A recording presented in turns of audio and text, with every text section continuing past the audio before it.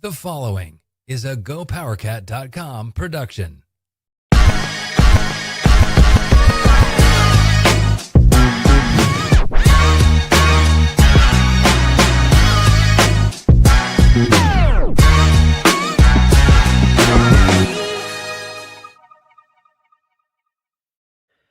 Hey guys, welcome in here to the Clent Stewart Show. In the middle is Clent Stewart, as always. To his right is Martavious Irving. I am Ryan Gilbert, and Clint, we joked about on the last Clent Stewart show how you were jealous of me going out to Arizona for both of those games. I was out there for 4 or 5 nights, and well, I'm here to tell you that you didn't miss out on much out there, Clint. Yeah, I mean it was two tough games. We knew Arizona was going to be a tough one, obviously number one in the country, and the way they play, they got a lot of athleticism, some young guys that can really play, and I had a chance against Arizona State. That's the game that we felt like we had to go win, just from a conference standpoint. It would have been a quad 2 win for us since it was on the road. And, unfortunately, we just couldn't get it done. So that one really hurt, I think from a conference. We needed the win, starting out 0-3, and then obviously, losing last night's 0-4 in the Big 12 is a really tough start for us if we have any aspirations of, trying to make the NCAA tournament. Appreciate you hopping on, Tay. We've been hinting about former guests, and here's another one, another 4-year player at Kansas State, and you're out in Wichita now. What's been keeping you busy, Tay? My life. I'm a realtor. I'm trying to get into. I'm in the real estate field. I'm trying to become a builder as well. That's one of my main goals that I really want to do. And then last year I bought a liquor store. So I'm doing a lot of dealing with employees and all of that. And I'm a dad as well. I got another one on the way doing at the end of March. So it's just been pretty hectic for me. Businessman and busy. Yeah, I was gonna say entrepreneur kind of sounds like he's got a bunch of different things going on. Yeah, got a couple businesses and trying to add to it. And TBT as well, right? Absolutely. Every summer doing that. It's always good to get the guys back and try to go win some money, but really just fellowship and be around brotherhood and a lot of the guys. Some people that I played with, some that I didn't, from the last 25 years, we've had, players all over. So, it's always fun to do that every summer. Yeah, brotherhood, right? This isn't just a group of random guys you meet up with. Clint, You're a good example of somebody that joins. And we had Jo on last week, and you guys are a family. Mm-hmm. Yeah, we really are. And then we talk about once you wear that purple and white. No matter what year, what class. Obviously, Tay and I didn't have a chance to play together. I got a chance to watch him play after I was already done. And once you put on that purple and white, man, it's a brotherhood, and that's what it's all about. And so it's pretty cool to see. With TBT, with Tay and Jo and Curtis Kelly. For me being one of the older guys or the oldest guy, right, and I'm having a chance to just bond with these guys and get to know them, more so over the last few years than what I've known in the past. I mean, it's just really cool, man, about the family that we have, just because we all put on that jersey at one point in time. Tay, how long have you been retired? I know you played overseas for a little while, right? Mm-hmm. Since COVID, so I would say 2020. Okay. It's when I decided to take a different path in life. I was in Indonesia when the whole world shut down, and just playing over there, and it was just kind of scary at the time because you didn't know anything about it. So once that happened, I came back to Kansas. Actually, my mom said don't come back to Florida because it was kind of crazy during that time. So came back to Kansas with my girlfriend and just been here ever since. You're from, is it Fort Lauderdale? Fort Lauderdale, born and raised. I mean, did you ever in a million years growing up think you would end up in Kansas? It's crazy how life is. You meet people and you live in places that you have no idea, or it's not even in your thought process, being wherever you're from. And, when you become an adult, next thing you know, you're in the middle of the United States. So it's crazy. We've had, obviously, the Clent Stewart Show. Everybody knows how Clint feels about this team, but first time we're talking to you, Tay, just I know I've seen you at a couple of games, right? What have you just kind of thought of this team? A really good start, and ever since then, it's kind of gone downhill just a little bit. You know, in all honesty, it's tough to watch sometimes. You just get so much out of your alma mater, and I think that they come with good intentions, but sometimes we just don't put it all together in each and every game. So this Big 12 is not a 12 that we've seen before. It's a gauntlet. I mean, it's been tough every year. I know that for sure. Like when I first got to K-State, when we still had Missouri and Texas and Oklahoma and Nebraska in the Big 12 gauntlet then. So this is a different type of gauntlet for them. But, it's really – hopefully, I would assume if I'm in that locker room, I would want those guys still not to give up on your season because we've seen crazier things happen in college basketball. And, every day they should get up thinking we can still make it to the tournament. You agree, Clent? Yeah, 100%. I mean, you start out 0-4, and obviously that's not the start that anyone, thought or anybody wanted. But, I mean, there's still a lot of games to be played. Obviously we got to fix a lot of things, if we want to get on a winning streak. You can't pack in the season right now. There's too many games to be played, right? And so as a competitor, like, those guys are there. Like, you're there to go win. You're there to play basketball, go win, obviously get your school. But, like, there's something about you from a pride standpoint and a competitor that, like, hey, let's go get the next one, right? And the best thing about it is, our next two games, obviously, any game on the road is tough, right? But we got Oklahoma State and Utah, right? These aren't the top of the Big 12 teams, right? And so, if you can get two, that'd be huge, heading into kind of some tougher sledding. But you got to figure out a way to go win. And I think PJ Haggerty said it at one point in time, like, hey, we just got to get one win, and then for us, that's kind of what we need right now. Just get the first Big 12 win, and then hopefully you can build upon there. But we definitely got to fix some things defensively still. We got to be able to make shots. We didn't shoot it very well in our last game, 6 of 30 from three. And that's been our bread and butter. And so, a game where you shoot it that bad and you still have an opportunity to win, it's like, it sounds like I'm singing the same song, right? It's like, man, if we would have just made free throws against Seton Hall, man, if we would have just made a few extra shots here, hey, man. But at some point in time, you really hope that some of those things fall and then we can get it done. Well, that goes back to the margin of error. It's not big. And those aren't my words. Jerome Tang has said that this team has to do a lot more right than it does wrong. And when you don't knock down shots or you don't value the basketball, your defense isn't at a high level, you're going to lose games. And look at Arizona State. Those two teams each hit 3 3-pointers combined, or I guess individually it was 6 combined in those games, and they still won. So those teams right now have a much larger margin for error. Kansas State has to play a lot closer to perfect than other teams do. And, Kansas State can absolutely get hot. Objectively speaking, last year's squad was not as good as this year's squad. I think we can all agree on that. And that team still won 6 in a row in the Big 12. So, yeah, you're 0-4. You're in a really, really, really tough spot. But there's still, 14 games left. It's only mid-January. A lot can change from now until March. Yeah, a lot can change. But for that to happen, guys have to change a little bit as well, right? And so hopefully, for our guys, I'm sure Coach Tang is talking like, look, we got to look in the mirror. We're 0-4.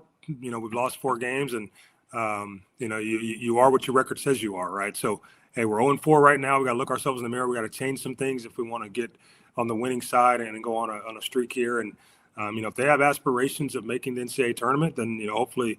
Every guy can look themselves in the mirror and we can figure out what we got to do to go win some basketball games. But like I said, a lot of games left to be played. And, I'm sure Coach Tang and the staff, Coach Perry, Driscoll, they believe we can win every single game. So hopefully the guys can back them and go out there and play with all the effort that they need to get that done.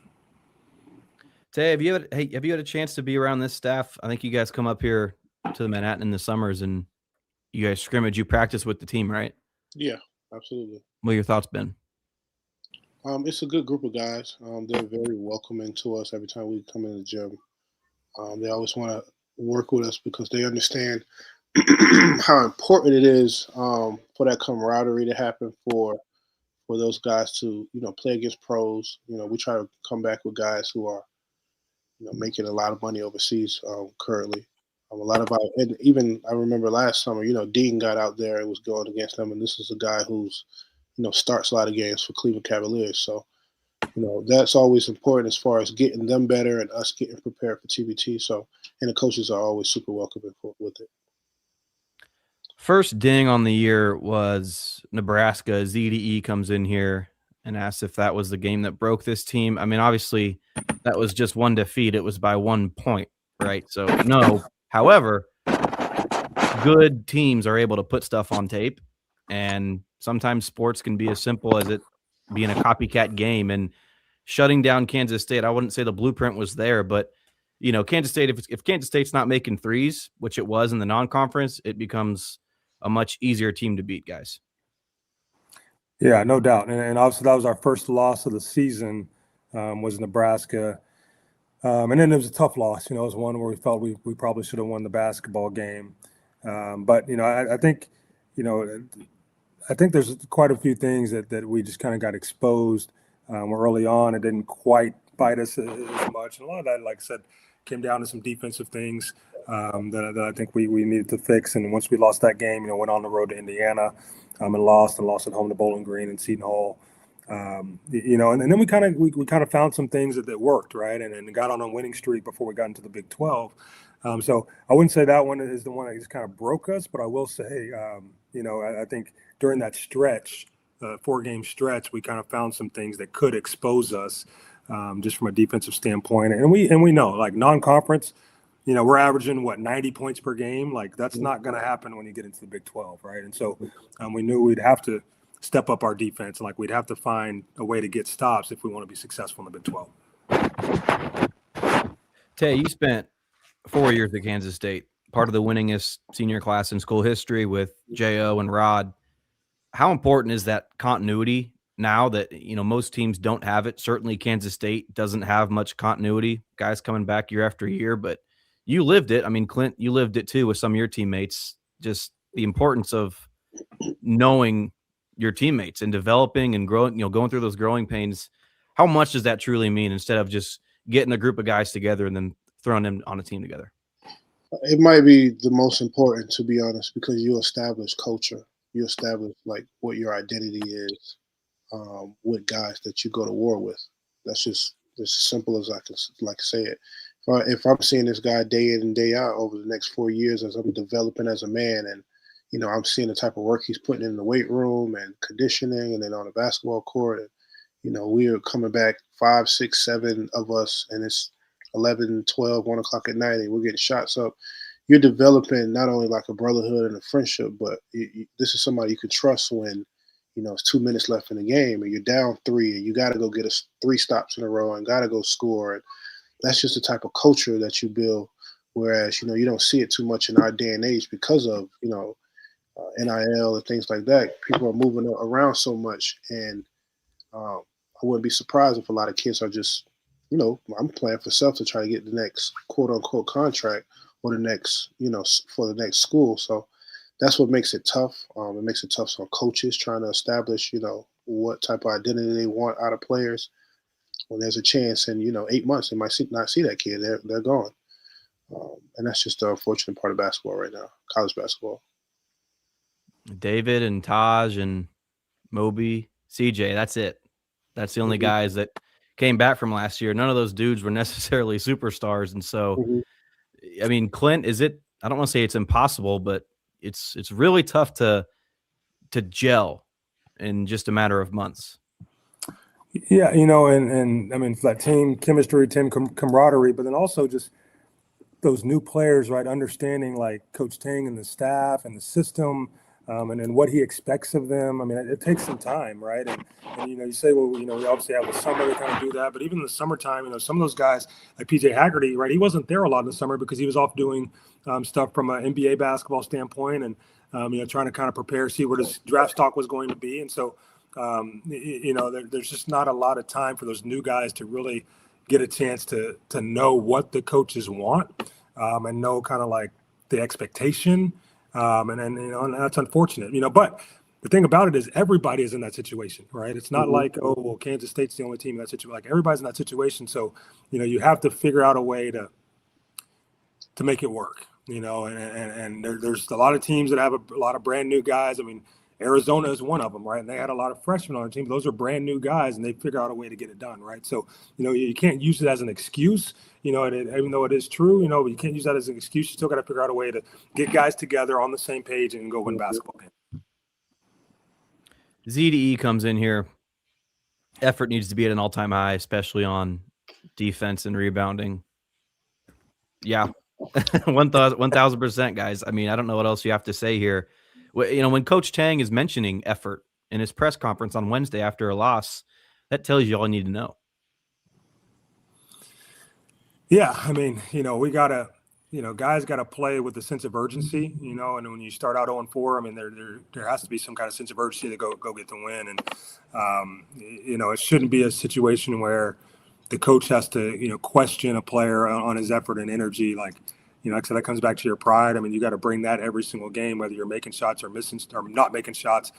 That's something that you can control, and you got to control the controllables. So for our guys, when you put that Wildcat, that Wildcat across your chest, like, you got to go out and represent, and not just for Wildcats, but also for your family, right? For everyone that helped you get to where you're at.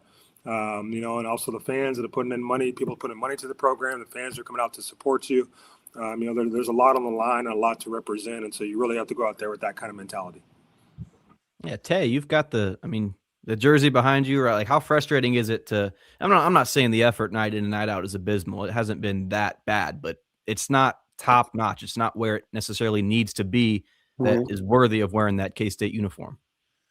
It's frustrating sometimes just because, just over the past 15 years that I've been a part of the program, and you've seen the effort from all kind of different teams, and sometimes it just feels a little flat, and I don't really know why, and I don't know what could really change it.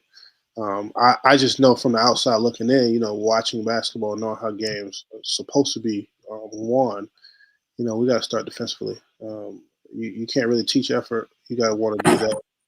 And, like the Zach mentioned with defense and rebounding, that gets you going off on the offensive end, in my opinion. And, we can, like Clent said a little bit earlier, scoring 90, 95 points is cool against, non-conference. It looks great and all of that, and everybody gets their step. But when you start to play the real guys who are, contenders for a national championship, more than likely in the tournament, you're not going to be scoring that. They get stops. So you got to get stops. You got to have energy. You got to have, defensive rebounding. You got to go out there and get consecutive stops in a row. No team, regardless of sport, has ever won without being defensive-minded, in my opinion, from my research. Football, basketball, it doesn't matter. You got to get stops. We got to figure that out. Yeah, against UCF in the second half, K-State scored 45 points and offensively was doing some good things. Can't deny that. But Jerome Tang said it. The Cats knew what UCF was going to do time and again and just couldn't get the stop. Yeah. Couldn't get the stop. So Await comes in here. K-State went from one of the best three-point shooting teams to now one of the worst in the Big 12. It's a big factor is lack of communication and ball movement. Your guys' thoughts? When I think of communication, I think more so on the defensive end. The ball movement, it does stick at times, but I also think we've gotten some good shots from the outside as well that, just obviously haven't fallen. And some of that too is once you get in the Big 12, the coaches are so good in the Big 12 and so familiar with what you do that some of the game gets sped up, right? But just because the defense is kind of on top of what you're trying to do, they know the personnel really, really well versus playing a non-conference team that hasn't seen, like, this is my first time, Nebraska. We haven't played Nebraska in a long time, right? It's the first time seeing us in years, right? And, which is a lot different than playing a team, that you played multiple times within the last few years. And so, because they know what the coaches are trying to do, they know what they like to run, they know where you're trying to get to your spots, and there's a lot more, scouting that can go into that. So, I think it's just once you get into the Big 12, I think you can kind of throw out, some of those numbers are going to drop just because the defenses, I think, are better. But I also think, we've gotten some good shots that just haven't fallen. And our guys have to kind of slow down and just lock in on doing what they did early to concentrate on making those shots. Okay. I agree with a lot of what Clent said. With the question, it's been times where I watch the game where I'll say, hey, it needs to be a couple more passes. There's a lot of times where it feels like the offense comes down and the ball does stick. It doesn't make more than one pass. You're not beating no good team that way. Those used to be my favorite teams to play against because it's easy to scout you guys. It's easy. It's that just makes me look great as a defender when it's one shot or one pass and nothing else. So I can understand where, as a fan watching, it's just looking like not that much ball movement. They become very hard to guard when the ball is going east and west, where there's a handoff and a down screen and a ball screen and you popping it around. Now they become, because we have the talent. But if the defense is just sitting there in the paint and you trying to go one-on-one or anything like that, it's easy to guard. So I can understand why a fan such as myself and one that chimed in would look at it that way. Out in Tempe, I tried to give Jerome Tang maybe a little bit of a layup with just his team, maybe gain some camaraderie off the court, spending that much time together. But he was quick to say, no, like off the court, this team's fine. They love each other. And Detective comes in here and says that on the court, and this is, Tang mentioned this, on the court, it doesn't always look like they love each other. And that's, kind of what you guys have been talking about. If you're not passing the ball enough, I think that's a pretty, not the easiest sign in the world, but you got to love playing with each other. And that goes back to, Tay, what you said earlier about, the teammates you had, Rodney and J.O., and guys you've been with for years. It's probably a lot easier on the court to play along somebody that like the back of your hand. Yeah, agreed. I mean, I think back to, my junior year. I lived with Nino, Will Spradlin, and Shane Southwell. And then my senior year, I was always at Thomas Gibson and Nino and Shane's house. And there was always just this camaraderie going on. And then I'll leave there and I couldn't get Rodney out of my house, or, those types of things. Those things matter because it's like, just mentioning Rod, he was the hardest working player I ever played with. So we could be randomly together and we could be playing FIFA or 2K and Rod would be like, let's go to the gym. What are you going to tell your best player? No? So that was kind of like how we would gel together. And I mean, even past that till now, Rodney texts me today asking me to, just random stuff. But that's the type of stuff matters a lot. And if it's not going to happen, then kind of like what Clent said, we got to figure it out because we're not the only team that's going through it. There's other teams that have got a bunch of guys that are just new to each other, that are probably still trying to figure out if they like each other, friends, and they're still putting up wins. So we got to figure it out at the end of the day. Yeah. K-State's not the only one humbled right now. You could be Houston 4-0. Big 12 teams are still going to do something to you where you go, hey, I didn't like that. We got exposed in this area. So, Clent, it is an ever-growing process, not only for Kansas State, but every team in the Big 12. Yeah, I mean, day in, day out. And which, one thing that's certain in the Big 12 is, like I said, no win is easy. You talk about Iowa State, going into KU, and you say, well, Iowa State's the favorite to win, and then KU just, really putting it to them, right? So no win is easy.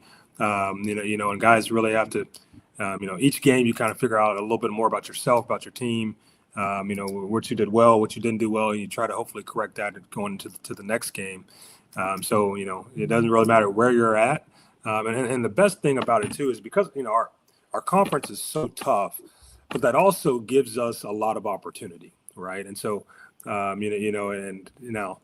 it's what do you do with that opportunity, right? I mean, we're going to have to go win some games on the road. We're going to have to go beat some of the top teams in the country, right? But if you can do that, then, put yourself right back in position to where you want to be, obviously finishing out the season. So, hopefully we can take one game at a time, figure out, okay, what do we do well? You want to take those things and try to, do those again or emulate them in the next game. And then what do we not do well? And we got to go fix those areas. And I'm sure one of the things we're doing the last few days is guys are probably getting up a little bit more shots, right? Because we didn't shoot the ball very well, and just, working on making shots, at game speed.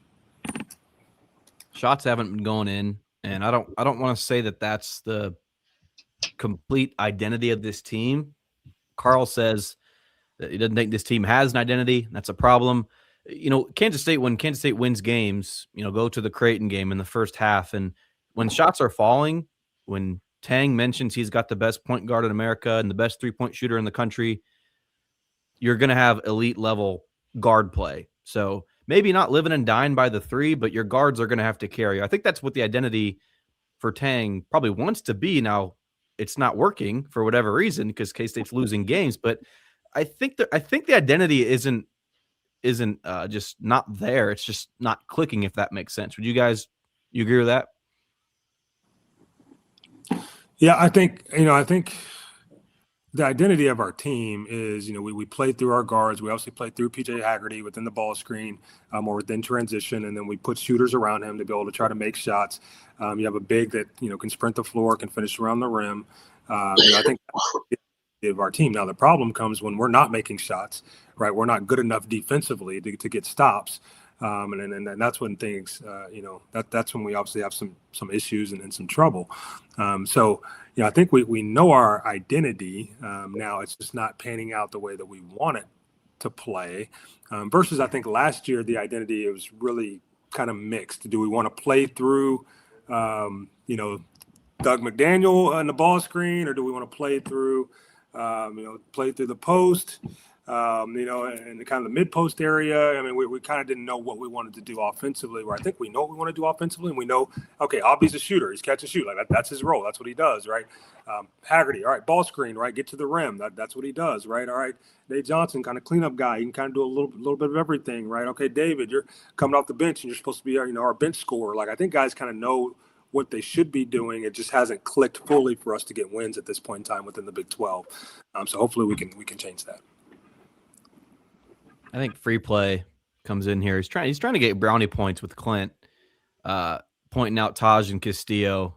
He's excited for these guys. In all seriousness, though, Taj has been tremendous with his effort. Castillo's loyal, right? You don't get that often. Along with Taj, you don't get that often here in college basketball. And whether or not they come back, there's not much going on in the high school recruiting ranks. So no matter if everybody comes back from this team or nobody comes back from this team, it's not going to be a steady, you guys are both recruited out of high school to go to Kansas State. Those days for Jerome Tang and his staff are over, right? Some coaches out there, I think there's 11 maybe. I'd have to look. I think it's a little over half the Big 12 has a commit. And then there's like 6 or 7 or 8 teams that just don't have a commit. So there's pros and cons. I'm not saying that's for right or wrong, but your Castillos and Mannings are going to be few and far between here in Manhattan. Yeah, that's just the changing of the atmosphere, changing of the landscape, and kind of what college basketball has become, right? I mean, the guys just don't stick around for multiple years anymore. So it is kind of a dying breed to have a guy that sticks around for, 2 years, 3 years, and that's just, coaches have to change to that. And as we've seen, there's been some high major coaches, Krzyzewski's and Boeheims and, guys that just said, you know what, I don't want to do this, right? This is not what I, signed up for anymore. And so it is a different type of recruiting that the coaches have to do every single year now, just with the transfer portal and then trying to bring in guys that obviously fit their system and fit their character and fit their culture, and not having a lot of time to really recruit guys to make sure that they fit, right? I mean, when you have a high school guy, you can really kind of see them over the time and you're recruiting them for multiple years and kind of like, okay, yeah, this guy really fits us versus we don't know who's going to be in the portal next year, right? And they just kind of, all right, they're in the portal. We got like a month to try to get them, right? And hopefully it works out. So it's a different landscape, and then that's just kind of the way college basketball is now. Yeah, Clint, I mean, I grew up watching you play, but we kind of got in touch when Castillo was a recruit, and Tang and his staff were on David for years, right? He was a 5-star at one point, and you just build those relationships too off the court. It's not like you just have them for 4 years. You know these guys for a while. Now, don't get me wrong. There's guys out there in the portal. There's connections galore, but you bring in some dudes. Sometimes you just don't know what they're going to do in your program. I mean, yeah, you can bring them in for a meeting and get to know the guys, get to know the staff, and you might have a good understanding. But last year is a prime example of, yeah, sometimes these guys just aren't the right players for your program. Yeah, and then sometimes it's not a good fit overall. And then so you don't know that until you kind of get into the mix, right, and into the fire, and then that's when you kind of figure some of that stuff out. So, you got coaches have to adjust on the fly, and then try to figure some things out on the fly. And you hope that you recruit the right kids within the portal and that they fit what you want them to do, but you don't always have a magic wand that's going to say, yes, this guy is going to be the perfect fit, and they are who you think they are until they kind of get underneath your program, and then you kind of figure it out on the go. Tay, I was curious, man. Was it more of an individual decision for you to stay when there was the coaching change when Frank left, or was it because you've talked about Rodney and you guys were so close? Was it like a collective group decision saying we're all going to stay? We've got unfinished business here in Manhattan. Yeah, I mean, at that time me, Rodney, and Jail, we got a little group chat called 3 the Hard Way. We've had it for a while.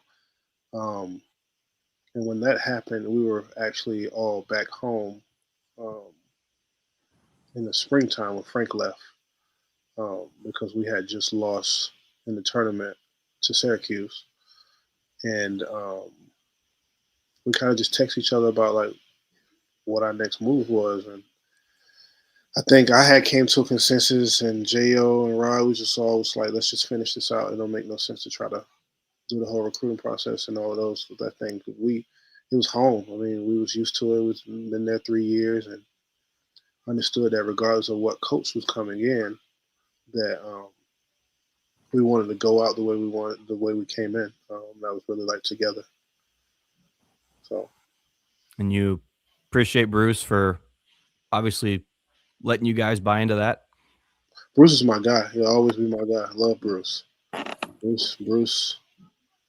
We won at the end of the day. We won with Bruce. We won a Big 12 title with Bruce, and Webb was always good in my book for life. Webb, Coach Lowry, Coach Brooke, Coach Frazier, all of those guys that was on staff.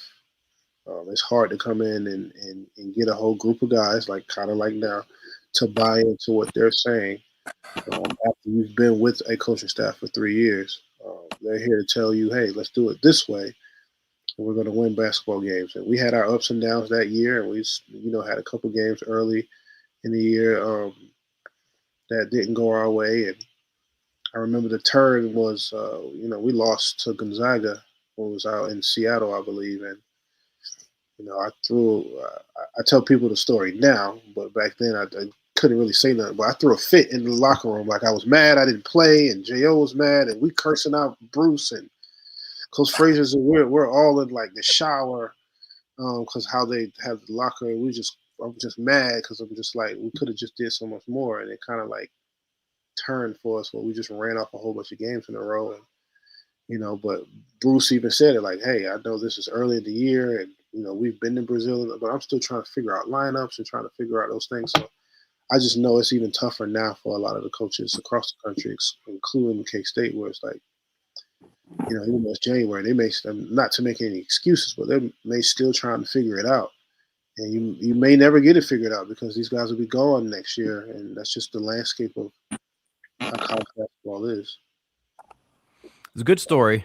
I don't think it tops your story of fake Patty's Day, Tay, your senior year when you thought you didn't win the Big 12, and then was it Baylor? Somebody helped you out, right? Pierre Jackson helped us out. There you go. Pierre Jackson. They beat KU at Baylor. I remember that.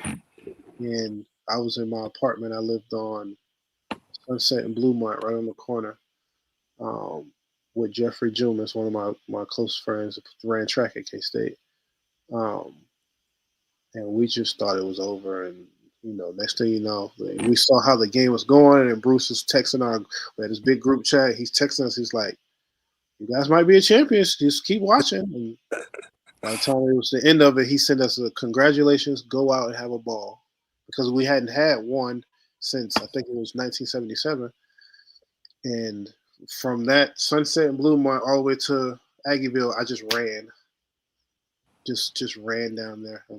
By the time we got down there, it was mayhem. Everybody was going crazy, and it was a lot of fun that night. But I got 1,000 stories for you. Manhattan is a great place, and I got 1,000 stories.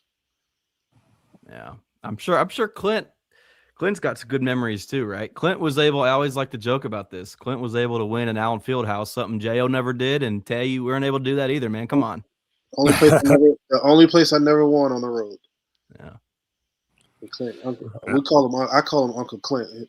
Uncle Clint got that over us, so absolutely. That was in 2006, man. 2000, the last time it was done. Hopefully, it'll be done again soon. Is the leading scorer of the game was for K-State is right here. That's right here, front and center. Absolutely. On the Clent Stewart Show. Back to kind of the current now. I didn't remember this. I just looked it up. It's true that Carl says that K-State gave up 62 points in the second half against Cal. Yeah, I mean that is. I do remember. Yeah. I don't want to say it. What's up? I said, yeah, I remember that second half. I chose to forget about it, I guess.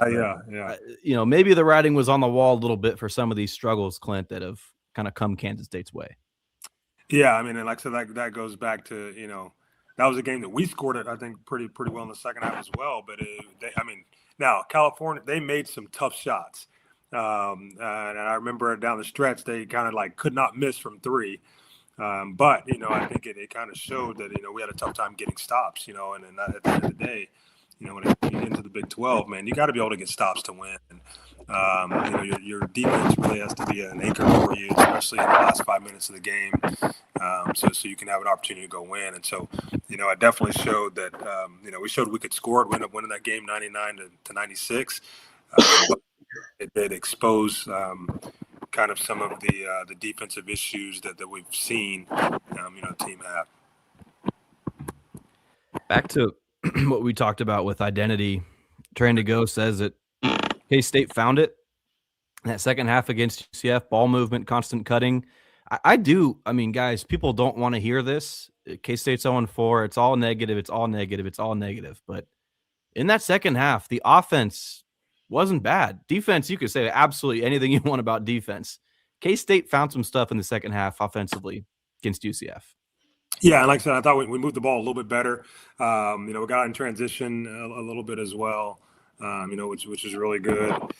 And that's when, we've played that way in spurts and in times. And I think we're still the best when we're in transition. Like, I think we're a really good transition offensive team, which, it goes hand in hand with, we have a lot of fast break points. And we're one of the top teams in the country, the top 25, top 40 or some of the country with fast break points, because we can get out in transition. So that's where we need to get to, and as much as we can create opportunities to get out in transition, either one by a defensive stop or two by turnover, I think that's when we're at our best. So, and then like I said, guys share the ball and play together, have an opportunity to play pretty well. I think we found your biggest fan, Tay. Bracket Cat, shout out to you, my man. Thank you for always tuning in.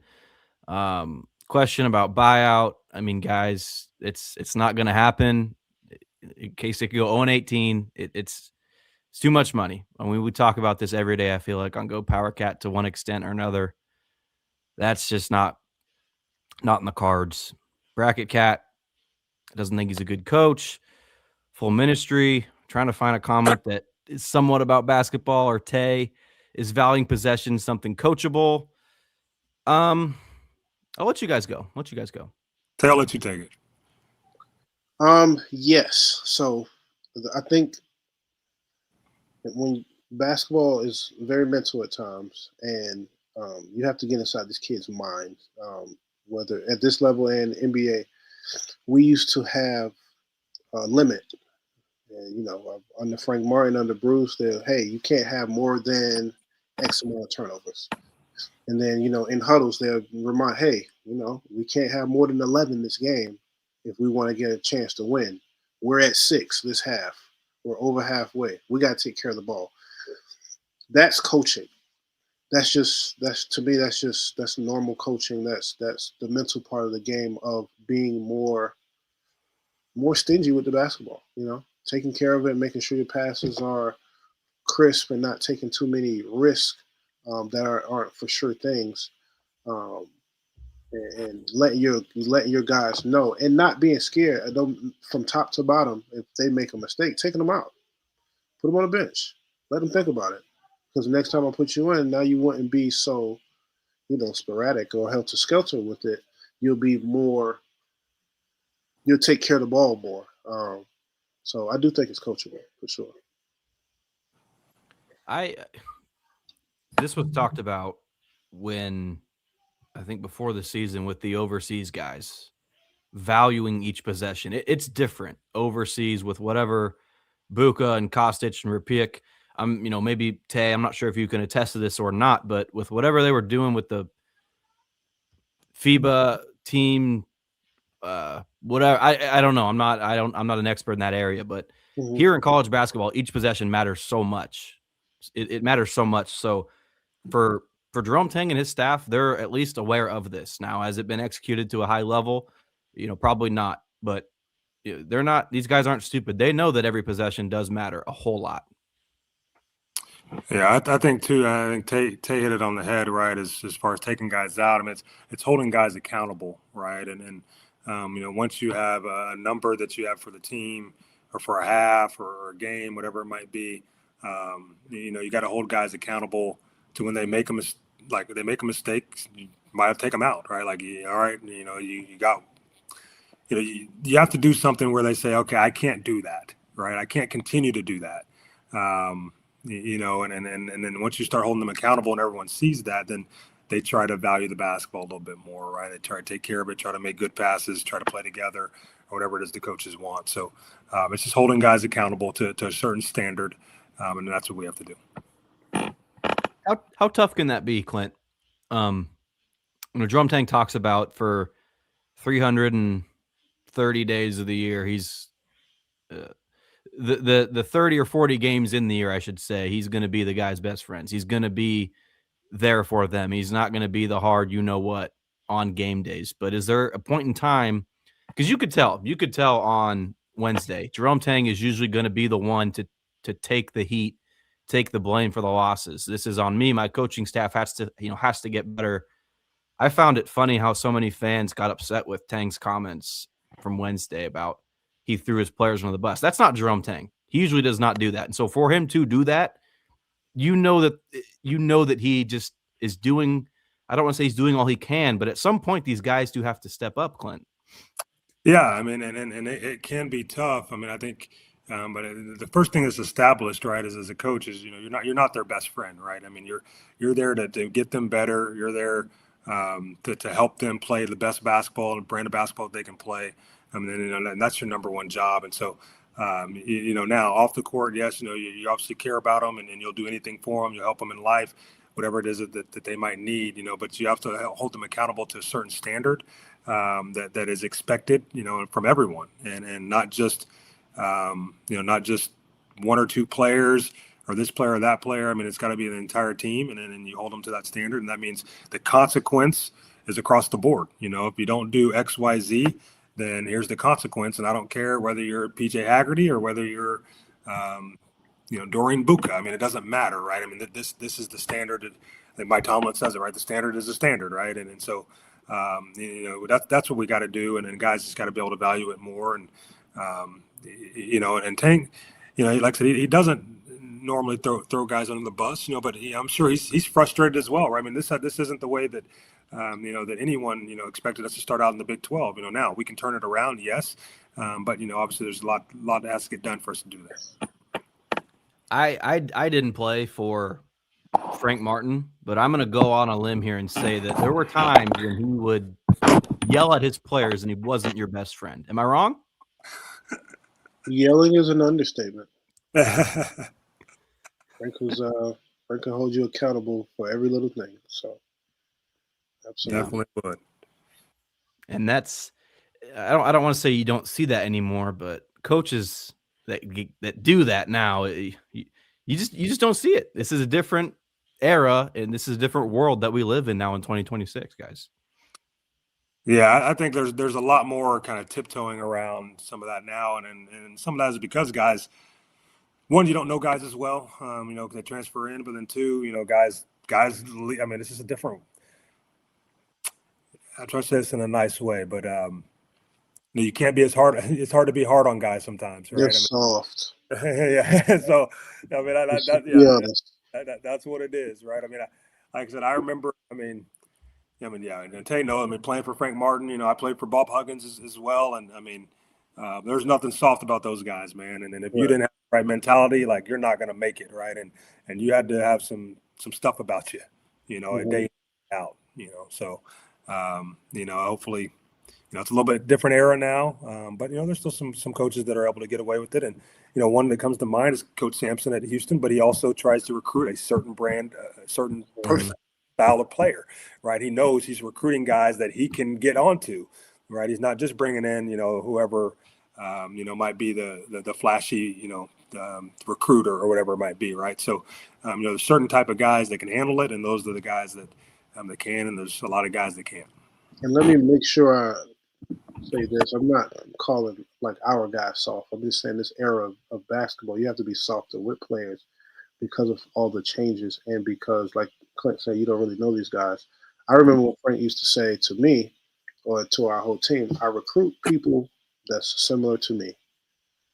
I recruit guys that's like me. You can't do that in today's basketball. You got to try to get just the best players you feel like and put it together as fast as you can. And this is why I think a lot of coaches either are retiring or it's just having a tough time. And it's just not making an excuse for them, but it's just tougher. It's just so many factors that go into trying to win one basketball game every single day. Um, and a lot of that has to do with era and, you know, what comes with the era, not recruiting high school kids, not having culture, and, you know, trying to put a product on the floor that might be going on to kind of different ways, just a little bit more tougher. But I do think there is still a chance for our programs specifically. Season's not over, for sure. Carl says he hasn't felt, with regards to value and possessions, buy-in, he hasn't felt that since Noel and Keontae in year number one. And to tie back some of that stuff we talked about with turnovers and valuing possessions, right? You're much happier, not happier, but you're okay with Marquise making a turnover here and there because a guy with that high of an upside is going to make mistakes. I don't want to say that this backcourt doesn't have some lethalness in it, but the margin for error is smaller. Marquise Noel, you can live with some of those turnovers and those mistakes. You just could because he was that good. Kansas State right now, there's a fine line between drinking wine and squashing grapes. You can't get away with more than a dozen turnovers in a game. Yeah, I mean, so you got to take care of it, and like I said, we're just not good enough to get away with a lot of those, and so you know, guys really have to be locked in and understand that each possession, you know, you got to play it like it's the last one, and we got to get the best shot that we can get offensively or defensively. You know, we got to get a stop, right, and so it's very important, man. If we have any aspirations of, you know, making the NCAA tournament and trying to make a run here in the Big 12. And, you know, like I said, they just got to play with a sense of urgency and a sense of desperation on both sides of the basketball. And a lot of that starts with value in the basketball and then effort, you know, effort, you know, on the defensive end. I want to get both your guys' thoughts here. Carl comes in again, responding to adversity, and it's been 2 4-game losing streaks for this team, right? It started with Nebraska and was Seton Hall, Indiana, Bowling Green, and now you're 0 in the Big 12. And Jerome Tang, in his eyes, he is treating every game like it's its own season. I'm sure both of you guys would think that's a good thing. You want to focus on each individual game and not dwell. However, these young men that you're dealing with, their minds might be wired just a little bit differently. What happened out in Arizona and Tempe and Tucson might linger with you just a little bit more than it does if you're a coach. Clint, your thoughts, and then we'll get Tay. You know, I think as a player, I mean, you just kind of move on to the next. You have to move on to the next game. You have to move on to the next play. You got to move on to whatever the next opportunities that is in front of you as a player. And then one thing as a player is like I mentioned earlier, like you have so much to represent. And the guys know that, right? And I guarantee you, there's no person that plays the game of basketball that says, "Hey, I'm going to go out and play. I'm not going to play good tonight," right? I mean, every guy's trying to play their best. They're trying to give all that they can, but you have to be able to kind of compartmentalize things and take them as they is. But you have to be very open. And I think a lot of times right now, players aren't as open as they need to be as far as assessing how they are playing and understanding that, what can they do to be better within the basketball game. And so, you got to be able to fight through adversity. Everyone knows you're going to go through adversity within a game, within a season, within a practice, and you have to have the right mindset to be able to come back and say, all right, what do I have to do better for our team to win? And then what do I have to do better so, I can go out there and represent, what I can do and for my family and for this university to the best of my ability. And I'm sure every single player in that locker room has that kind of, like, if you're a basketball player, you have that kind of mindset. Like, if you don't have that kind of mindset, you shouldn't be playing the sport, right? So, and so I think, these guys, I like to, when you go through the ups and downs of the season, I think one thing that gets lost that a lot of fans kind of, you just see, we see the losses and there's a lot of negativity around kind of how the team is playing. But I can tell you, one thing too is those guys, every time they step on that court, like, they're stepping on that court to go play basketball. They're not stepping on that court to just go jack around and, okay, I don't really, whatever, we lose. Like, I want to lose. Like, you're trying to win. It just, sometimes you just don't play well. Like, and that's what happens. You don't make shots, right? That's what happens, but there's no one in that locker room that, obviously has the mindset that we can't win or we can't get it done. It's just,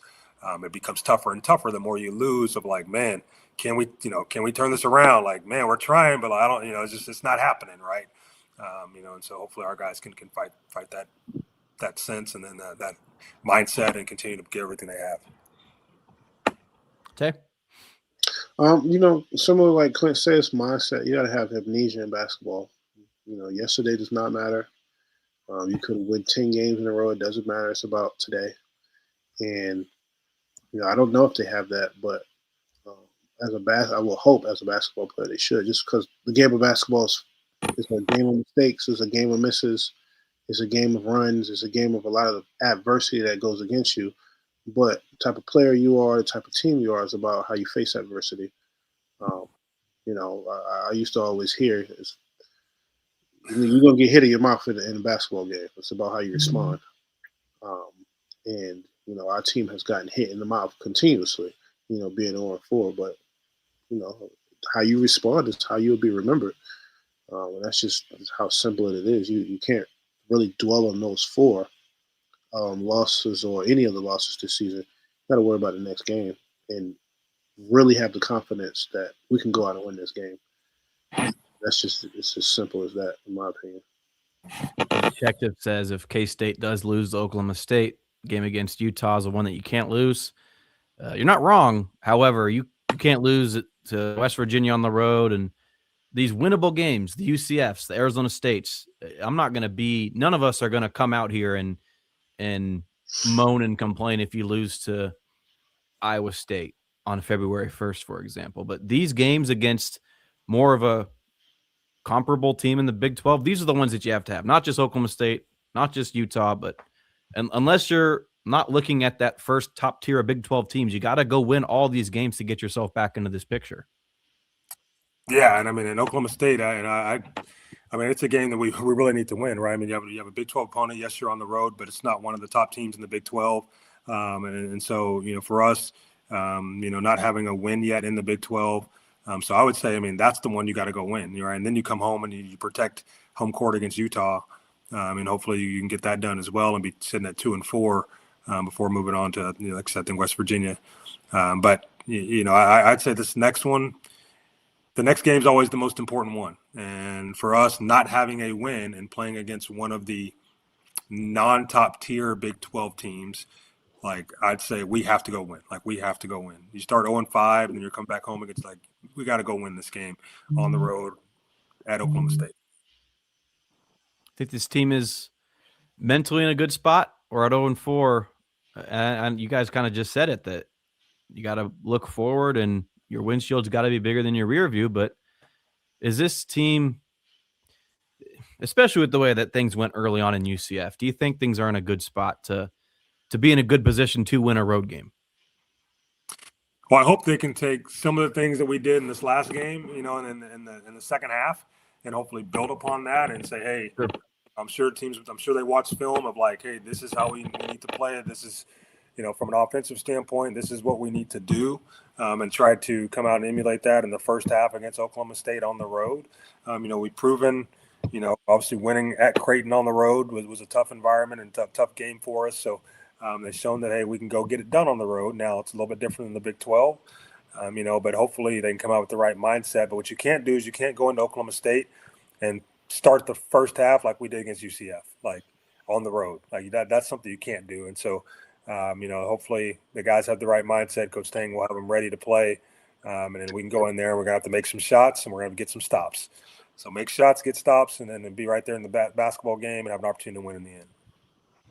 You mentioned that game at Creighton, and it's not going to mean anything if you keep losing games. Your season's going to be toast. But that win isn't going to mean anything if you don't, I wouldn't say learn from it because you won the game, but you figured out the blueprint, how to win away from home in a, I wouldn't say extremely hostile environment, but it was packed in Omaha. You prove that you can go into somebody else's venue and knock their teeth in from the opening tip. And yeah, maybe you let things get close late against Creighton, but you proved to yourself, you proved to the fans that you can go win on the road. But if you keep losing those games, that was all for nothing.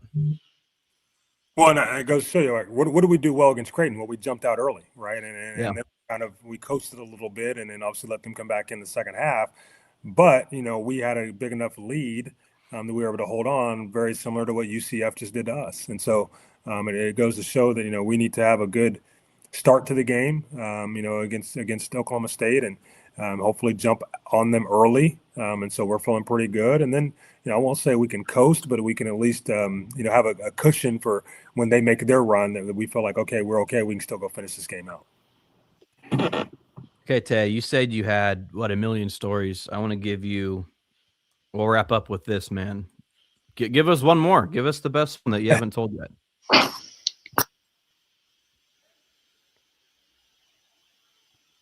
Some of my best stories I can't say out loud. You gotta. That's on the premium GoPowercat podcast.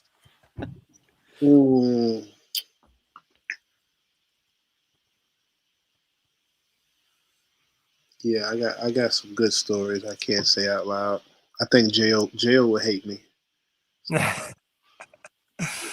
So keep them tucked. Got you. All right, man. Appreciate you joining us. Like we keep saying on here, this won't be the last guest we have on the Clent Stewart Show. I appreciate you guys having me.